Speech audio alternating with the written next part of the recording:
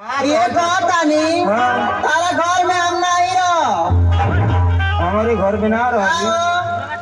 ये भाई कहाँ है? हमारे घर में ना रह रे। अब अपना अम्माई के लगे जाई तो नहीं हो जाएगी। जाई वो ये बताओ कि का है नहीं हो जाएगी।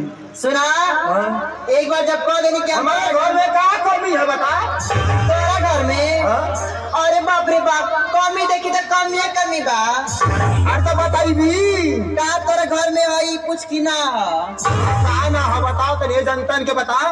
बता दे बताओ न तेरे घर में आटा न तेरे घर में दाल न तेरे घर में नून न में मरचा न मोटका बैगन न चिचिन्ना न लौकी न कोहरा अब भिंडी तक ना तेरे घर में का रे सब फायदा करेली। हाँ आ बिना खैले आई तो यहाँ ऐसा बना लिया। ये बताओ का बिना खैले आई तो यहाँ ऐसा बना लिया।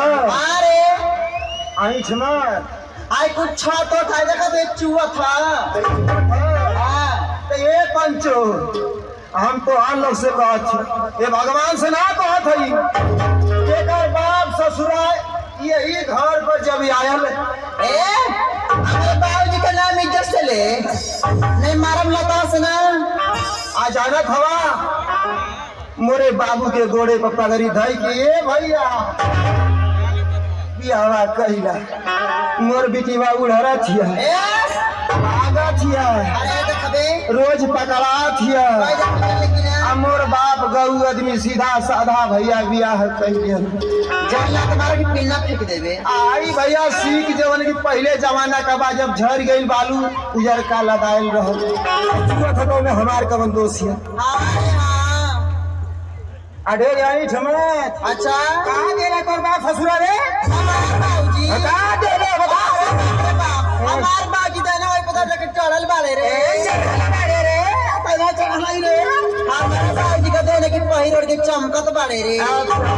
ही मोरी मैया हाई देखा हाई एकर बाप दिहले हम हमरे दादा भैया का दे ना ए लो पियानु पिया जाई चढ़ल बाड़ा चट से उतर जाता। तोके बता के थई हां कि पिए का हम पियबा करिला लेकिन हाउ मत पिया। जन मेहरुआ को मेरा ढड़कावत ही आजकल।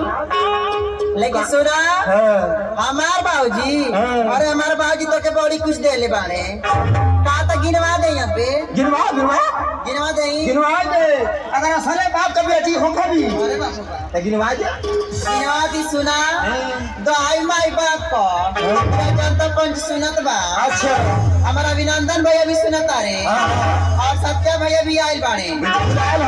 आज जोगिंदर जी साउंड सर्विस का हमें ना हमारे फुआ के लड़का हमें यो सुनत हमें फुआ का लड़का हवा छोटी फुआ का। अच्छा छोटा की प्रभावती फुआ का लड़का ए सुना हमार बाबूजी तो के का देले बड़ा सुना का देले तो बाप बता। हमार बाबूजी तारा के थे घड़ी देना हो एक है घड़ी एगो साइकिल देना हो एगो साइकिल और एगो रेडियो दे ले रहा। एगो रेडियो अब कल मेरे चोखा नियर मुंह पर ये भाई हम ये पंचन से बतावत ही भगवान से ना बतावत हई। एकर बाप ससुरा हमके तीन चीज देहल